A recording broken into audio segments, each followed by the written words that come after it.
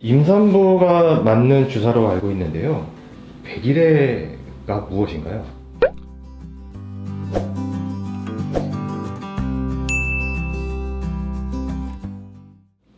백일에는 한 번 걸리면 100일 동안 기침을 한다고 해서 붙여진 이름입니다. 보통 처음에 한 1, 2주간은 감기와 비슷한 증상으로 시작해서 4주 이후에도 발작적인 기침을 하게 됩니다.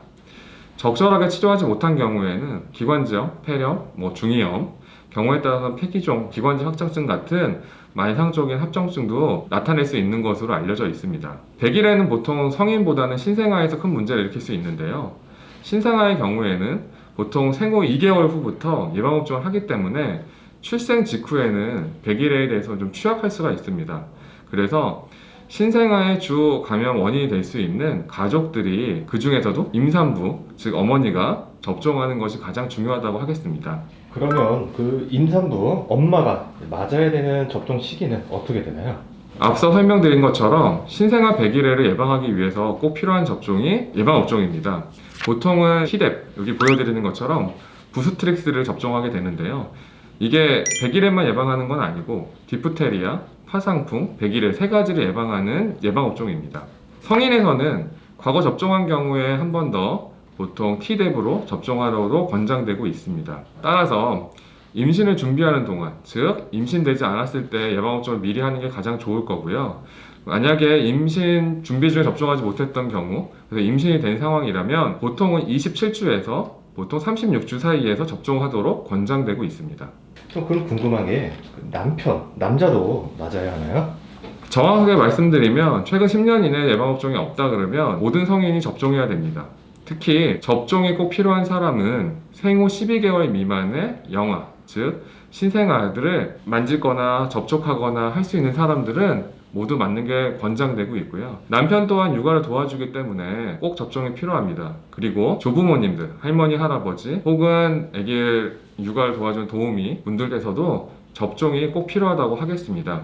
그래서 여기 보시게 되면 앞에 설명드렸던 것처럼 신생아 백일의 가장 큰 원인은 가족이 원인이 될 수가 있고요. 그리고 2개월 이전에는 예방접종을 시작하지 않기 때문에 꼭 가족, 아이를 중심으로 가족들이 접종을 하시는 게 필요하다고 하겠습니다.